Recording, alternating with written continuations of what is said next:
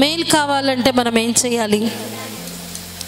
ప్రార్థన చేయడం మంచిదే, ప్రార్థన చేయాలి. చూద్దాం బైబిల్ గ్రంథములో నుండి యోబు గ్రంథము 22వ అధ్యాయము 21వ వచనాన్ని చదువుదాం.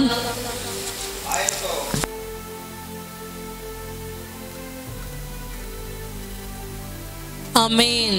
యోబు గ్రంథం 22వ అధ్యాయం 21వ వచనముతో, ఆయనతో సహవాసము చేసిన ఎడల నీకు సమాధానము కలుగును, అలాగున నీకు మేలు కలుగును. ఆమేన్. సమాధానము మేలు కలగాలి అంటే మన సహవాసము దేవునితో, ప్రార్థించడం, పాటలు పాడడం, దేవుని వాక్యాన్ని వినడం, దేవుని వాక్యాన్ని చదువుకోవడం, దేవుని వాగ్దానాల మీద ఆధారపడడం, మనం మాట్లాడినప్పుడు ఇతరులకు దేవుని వాక్యం గురించి చెప్పడం, మనం పొందుకున్నటువంటి మేలులను తెలియచేయడం, దేవుని యొక్క నామ స్మరణలో మన హృదయము నిండా దేవుని వాగ్దానాలతో నింపబడి మన నోరు స్తుతి అని ఎల్లప్పుడూ స్తుతిస్తూ ప్రార్థిస్తూ పాటలు పాడుతూ దేవునితో మరి అంటుగట్టబడి ఏ విషయమైనా దేవుని దగ్గర విన్నవించుకోవడం, అవసరత, అక్కర, ఆపద దేవునికి చెప్పాలి. ఆనందమా, సంతోషమా, ఉల్లాసమా, దేవునిలో ఆనందించాలి, దేవునితో సహవాసము చేయగలగాలి. చాలామంది సహవాసము ఎలాగుంటుంది అంటే, దేవుని నమ్మినప్పటికీ, దేవుని యొక్క సన్నిధిలో ఎన్నో తీర్మానాలు చేసుకున్నప్పటికీ, ఆదివారం ఆరాధన సమయంలో దేవునితో సంతోషించి మిగిలిన వారమంతా లోకములో సంతోషించటం వలన మేలు సమాధానము కలుగదు. మన ఈ రాత్రి జ్ఞాపకం ఉంచుకోవాలి, సమాధానాన్ని ఎక్కడ వెళ్ళి కొనుక్కోలేం. మేలు దేంతోనైనా వెల చెల్లించి తెచ్చుకోలేం. మేలు మన జీవితంలో కలగాలి అన్నా, సమాధానముగా మనము జీవించాలన్నా దేవునితో సహవాసం, సంఘముతో సహవాసం, ఆత్మీయులతో సహవాసం, దేవుని మాటలను మాట్లాడుతూ దేవుని గురించి తెలియజేస్తూ మనం ముందుకు సాగాలి. మరి ఈ దినాన మనల్ని మనం పరీక్షించుకుందాం.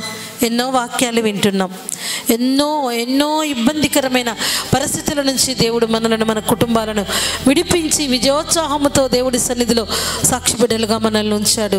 కనీసం ఒక్కరికన్నా దేవుని గురించి చెప్పగలుగుతున్నామా?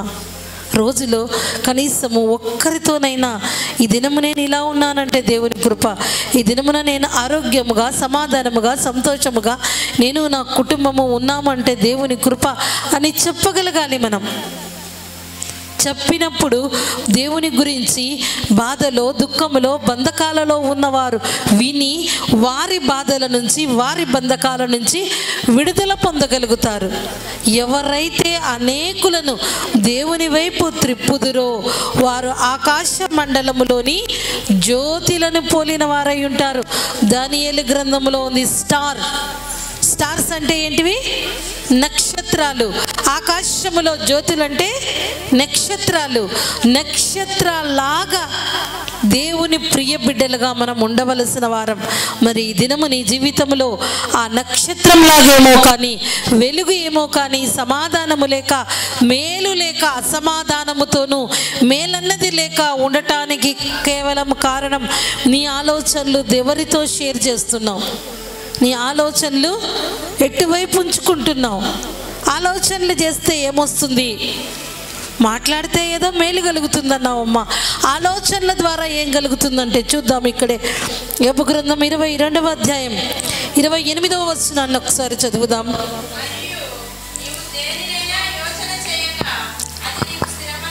ఆమేన్. యోచన అంటే ఆలోచించడం.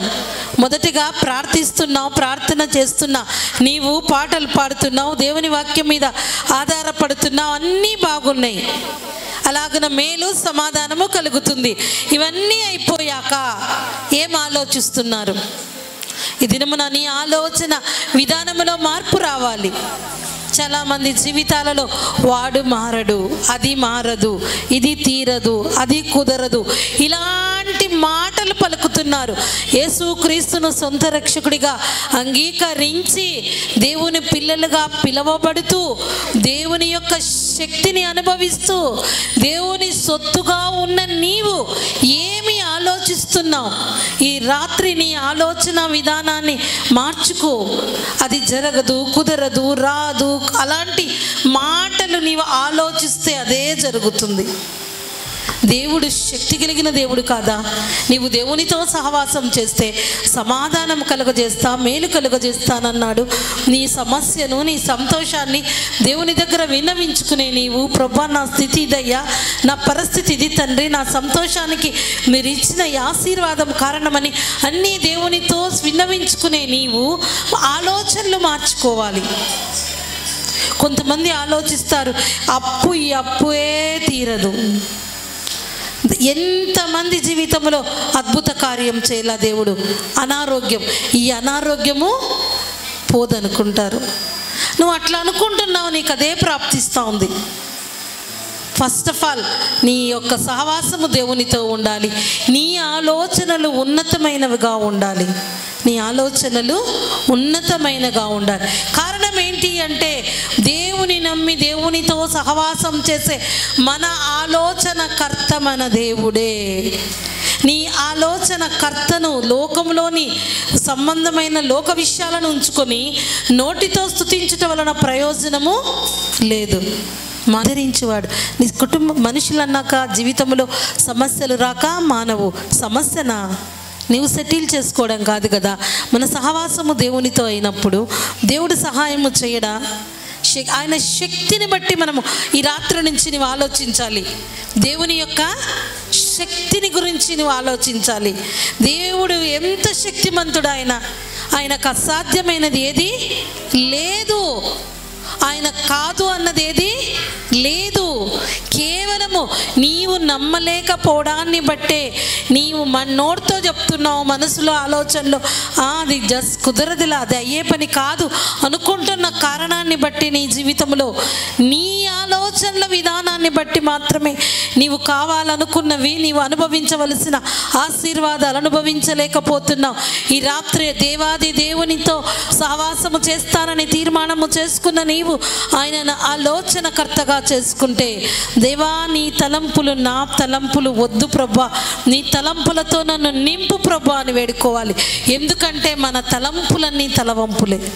దేవుని తలంపులు మన జీవితానికి కమ్మని తీయని అనుభవాలు. రాత్రి మనల్ని మనం పరీక్షించుకుంటే మన సొంత నిర్ణయాలతో చేసుకున్న వాటిని బట్టి ఎన్నో రకాలైన తలవంపులు అంటే అవమానాలు, నిందలు, దుఃఖము, కష్టము, కన్నీరు తెలుసుకున్న తర్వాతైనా నీ ఆలోచన విధానాన్ని మార్చుకొని, దేవా నీవు నా ఆలోచనకర్తగా ఉండయ్యా, నీ ఆలోచనలతో నన్ను నింపు తండ్రి, నిశ్చితమే నా జీవితంలో సిద్ధింపచేయమయ్యా, నీకు ఇష్టము లేనిది నాకొద్దు ప్రభా, నీ ఇష్టమే నా జీవితంలో జరగాలి ప్రభా. ఇది ఎవరు అడుగుతారంటే దేవునితో సహవాసం చేసేవారు అడుగుతారు. దేవునితో సహవాసము చేసేవారు అడుగుతారు. ఒక విషయాన్ని దేవుణ్ణి అడిగి 3 విషయాలు నీవు సెటిల్ చేసుకుంటే వాటి వలన ప్రయోజనం ఉండదు. నమ్మిన వారము ఎలాగుండాలి అంటే అది ఎంత కష్టమైనా, నిష్ఠూరమైన, నిందైనా, హింసైనా, ఏదైనా ప్రభా నీవే నాకు దిక్కు, ప్రభా నీవే నా ఆధారం, నా ఆలోచన కర్తవు నీవే. అడిగి చూడండి. దేవుడి ఆలోచనలతో మనందరము నింపబడితే, మీరందరూ కానీ నింపబడితే మన జీవితము కమ్మని తీయని అనుభవాలుగా ఉంటుంది. తలవంపులతో జీవించావేమో ఇన్ని దినములు, నీ తెలివితో, నీ జ్ఞానముతో, నీకున్నటువంటి ఆలోచనలతో, ఈ ఆలోచన తీరు ఈ రాత్రి మార్చుకోవాలి. మనసు మార్పు చెందుతుంది. కానీ నీ ఆలోచనలు అలాగే ఉన్నాయేమో. నోటితో స్తుతిస్తున్నావు, ప్రార్థిస్తున్నావు, పాటలు పాడుతున్నావు, కానీ ఆలోచన మనకు తలంపు పుట్టక మునిపే దేవునికి తెలుసు. ఇక్కడున్న మనకి నేనేం ఆలోచిస్తానో మీకు తెలీదు, మీరేం ఆలోచిస్తారో నాకు తెలియదు. చూడండి 139వ కీర్తనలో ఉంటుంది. అందరం బైబిల్ ఉన్న వారందరూ బైబిల్ ఓపెన్ చేసి 139వ కీర్తన కంప్లీట్ మన స్కానింగ్ రిపోర్ట్ ఇక్కడ ఉంది. యేసుక్రీస్తును నమ్మినటువంటి ప్రతి ఒక్కరికి, యెహోవా నీవు నన్ను పరిశోధించి తెలుసుకొని ఉన్నావు, నేను కూర్చుండుట నేను లేచుట నీకు.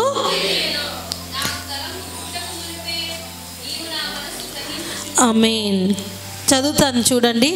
నేను కూర్చుండుట నేను లేచుట నీకు తెలియను, నాకు తలంపు పుట్టక మునిపే నీవు నా మనసు గ్రహించుచున్నావు. మనకు తలంపు అంటే తలలో ఆలోచన రాకముందే మనం ఏం ఆలోచిస్తామో దేవుడు గ్రహిస్తున్నాడు. కారణం ఏంటి తెలుసా? ఆయన మనల్ని ప్రేమిస్తున్నాడు, ఆయన మనల్ని పట్టించుకుంటున్నాడు, ఆయన మన మీద తన దృష్టి నుంచి ఉన్నాడు.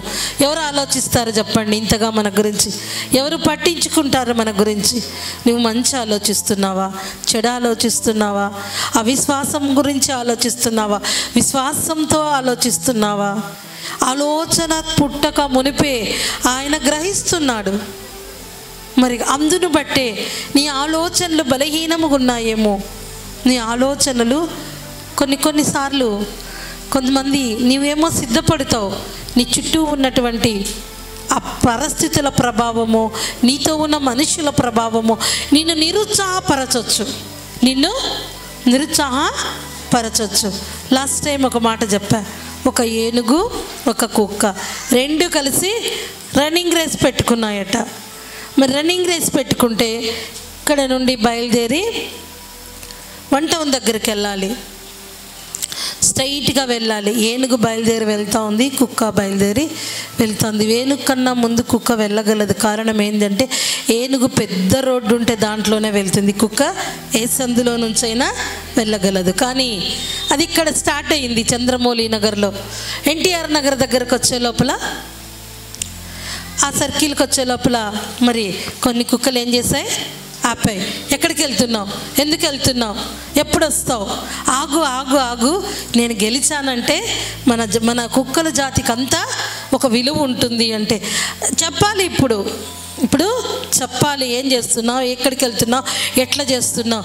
సరే అక్కడ కాసేపు ఆగి మళ్ళీ ఎరుముకపల్లి సర్కిల్, అక్కడ గుంపుగూడే, మళ్ళీ ఆపాయి. చెప్తా ఉంది, వినట్లేదు. మళ్ళీ సర్కిల్, ఆ సర్కిల్కి వెళ్ళారు, డ్రెస్ సర్కిల్ దగ్గరికి వెళ్ళారు, అక్కడ ఆపాయి. మళ్ళీ సాయిబాబా సర్కిల్ ఆపాయి. ఈలోపు ఏనుగు వెళ్ళి విన్నర్ అయిపోయింది. ఆ కుక్క గెలవక పోవడానికి కారణం తన తోటి కారణం. ఛాన్స్ వచ్చింది, అవకాశం వచ్చింది, అవకాశం ఉంది, సామర్థ్యం ఉంది. గెలవగలిగినటువంటి ఆ ఆధిక్యతను కోల్పోవడానికి కేవలం కారణం తనతో ఉండి తనను బలహీనపరచిన వాటికేమి, అవి అలా పలకరిస్తాయి, అవి వెళ్ళిపోతాయి.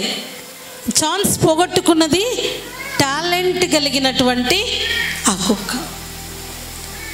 నీతో ఉన్నటువంటి వారు యేసుక్రీస్తు యొక్క ప్రియ బిడ్డగా దేవుని యొక్క సన్నిధిలో ఆయనను నమ్మిన నీవు విశ్వాసయాత్రలో ముందుకు సాగుతుండగా మరి ఆటంకపరిచేవారు నిన్ను ఆటంకపరచినప్పుడు ఆటంకపరిచే వారి మాటలను బట్టి ఆగిపోక ఆపదలను ఆశీర్వాదముగా ఆటంకాలన్నింటినీ కొట్టివేసి దీవెనలుగా మార్చగలిగిన దేవుని సన్నిధికి వెళ్ళగలగాలి. ఆయన ఆలోచనలతో నింపబడాలి. విశ్వాసమునకు కర్తయు దానిని కొనసాగించువాడైన యేసు వైపు చూచుచు మన ఎదుట ఉంచబడిన పరుగు పందెములో ఓపికతో పరుగెత్తాలి. ఏముండాలి? ఓపిక.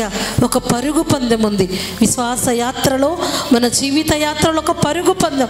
పరలోక రాజ్యానికి చేరడమే మన ధ్యేయం. మరి ఆ వెళ్ళేటటువంటి ఈ ప్రయాణములో ఎన్ని ఆటంకాలు ఎదురైనప్పటికీ దేవుని వైపు చూడగలగాలి. ఎప్పుడైతే నీవు దేవుని వైపు చూడగలుగుతావో, నా ఆలోచనకర్త నా దేవుడే, నా యొక్క కొండా కోట నా దేవుడే, నా స్నేహితుడు ఆయనే, నా ఆధారము నా యజమానుడు ఆయనే, దేవుని వైపు చూసి నీ బలహీనతల వైపు చూడక బలహీనతలను విడిపించగలిగిన బలవంతుడైన దేవుని వైపు చూసి నీవు ఆలోచించు. కళ్ళు మూసుకుంటే నీకు కనపడవలసింది నీ సమస్యలు కాదు, నీకున్న సంతోషము కాదు. కలువరి సిలువల మధ్య ఆకాశంలో 3 మేకుల మధ్య మన కొరకు వేలాడదీయబడిన యేసుక్రీస్తు వారు కనిపించాలి. ఎంత ప్రేమ అయినది, అది కనిపించాలి. పొందుకున్న వాటిని బట్టి అతిశయించడమో, లేని వాటిని బట్టి కృంగిపోవడమో కాక, అవసరతలో ఉన్నావా, అక్కరలో ఉన్నావా, ఏదైనా అడుగుతున్నావా, యథార్థంగా న్యాయమైనది అడుగుతున్నా, నీవు అందుకోకపోవడానికి కారణం ఒక టైం దేవుడు ఏర్పాటు చేస్తాడు. అపోస్తల కార్యం 3:21 ఉంటుంది, అన్నింటికీ కుదురుపాటు సమయం ఉంది. ఆ రైట్ టైంలో దేవుడు ఇస్తాడు. మనల్ని సరిచేసి స్థిరపరిచి యోగ్యత దయచేసి ఆ టైంలో దేవుడు ఇస్తే దాని వలన నీ జీవితానికి మేలు. కొద్దిమంది విశ్వాసంలో స్థిరత్వం లేకపోవడానికి కారణం అనుకున్న వెంటనే వారికి అది వచ్చేయాలి, జరిగిపోవాలి, ఇన్స్టెంట్. జరగలేదా? ఇక అంతే. వారితో మాట్లాడినప్పుడు మాకెందుకు జరగలేదు? కొంతమంది నన్ను అడుగుతారండి, నాకు ఆ మాట ఎవరైనా అడిగారు అంటే నిజంగా వారు దేవుని ప్రేమించేవారు కాదు. అది కష్టం అవ్వచ్చు, అది ఎంత ఇబ్బందికరమైనా సరే, నేను ఇంత భక్తి చేస్తున్నా ఎందుకు దేవుడు నన్ను చూడలేదంటే ఎంత భక్తి కాదు. మన భక్తి అంతా వంటరంలోని మసిపాత్ర లాంటిది. ఆ భక్తిని హెచ్చించుకోవడం కాదు, భక్తిని బట్టి కానీ గర్వపడకూడదు.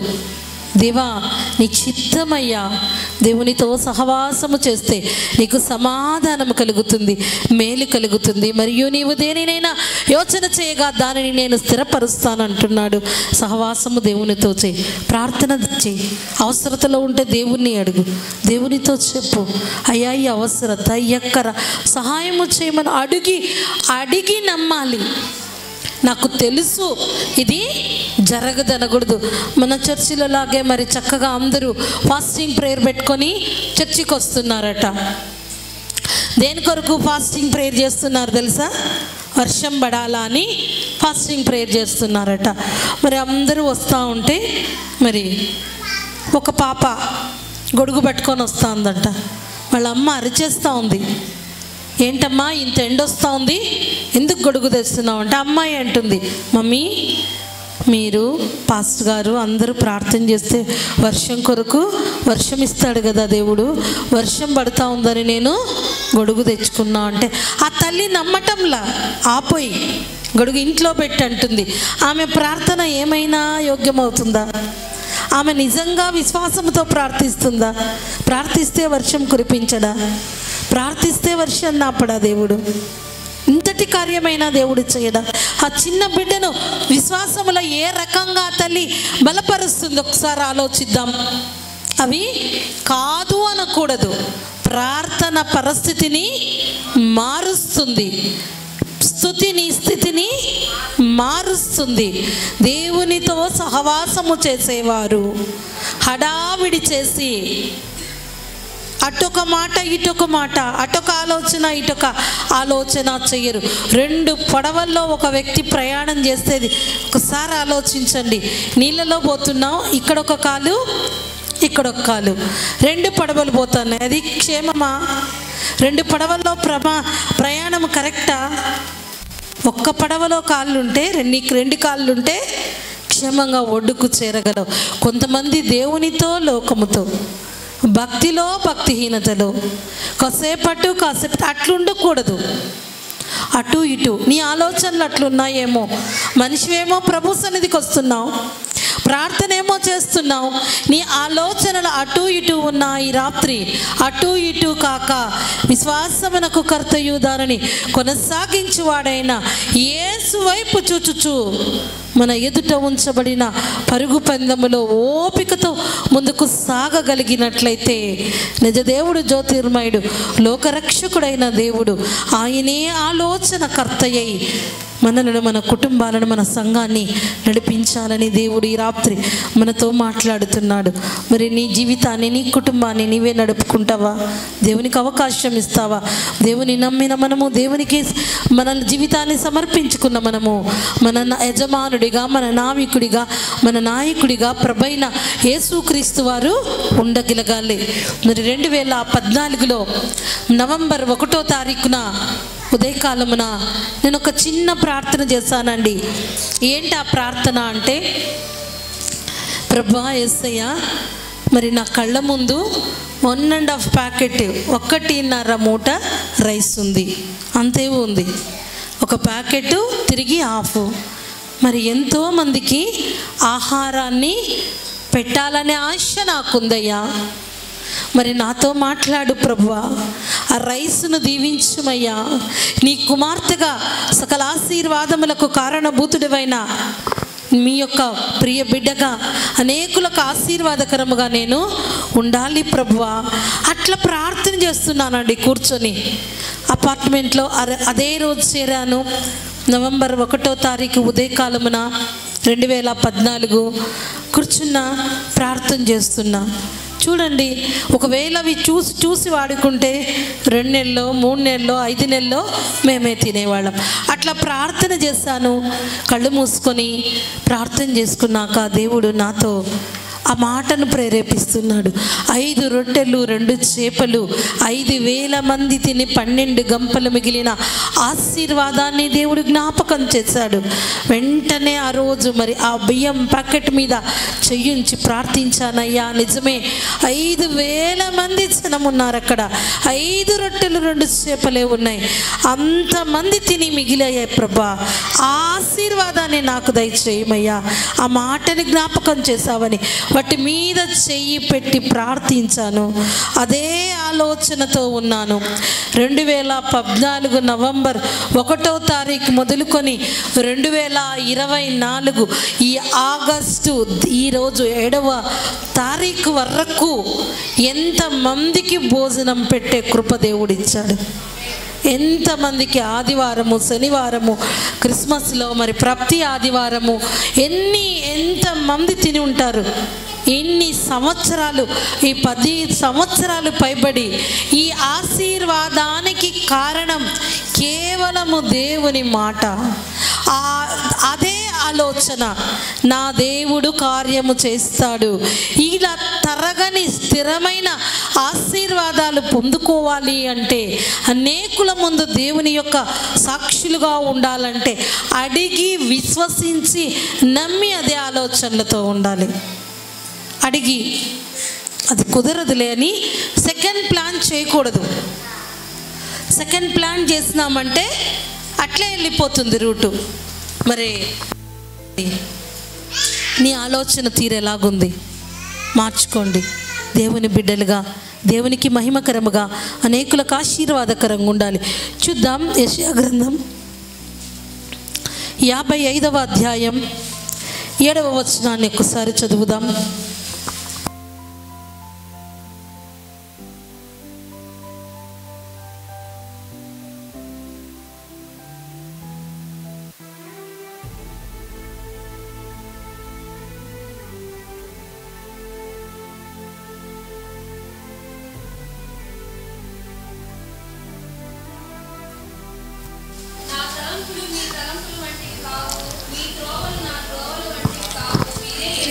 ఆమేన్. నేను చూతాను చూడండి. యెషయా గ్రంథము 55వ అధ్యాయం 7-8 వచనాలు. భక్తిహీనులు తమ మార్గములను విడవవలెను, దుష్టులు తన తలంపులను మానవలెను. వారు యెహోవా వైపు తిరిగిన ఎడల ఆయన వారి యందు జాలిపడును. ఆయన మన దేవుని వైపు తిరిగిన ఎడల ఆయన బహుగా క్షమించును. నా తలంపులు మీ తలంపుల వంటివి కావు, మీ త్రోవలు నా త్రోవల వంటివి కావు. ఇదే యెహోవా వాక్కు. ఆమేన్. మరి దేవుని తలంపులతో నింపబడాలి అనే ఆశ నీకుంటే, ఏదైనా భక్తిహీనతలో ఉంటే ఆ మార్గాన్ని విడిచిపెట్టు. దైవ మార్గములోనికి వచ్చి యెషయా గ్రంథము 55వ అధ్యాయము 7-8 వచనాలు మరొక్కసారి చదువుదాం. 55:7-8 లివింగ్స్టన్ చదువుతుండగా మనందరం ఆ వాక్యాన్ని ధ్యానిద్దాం.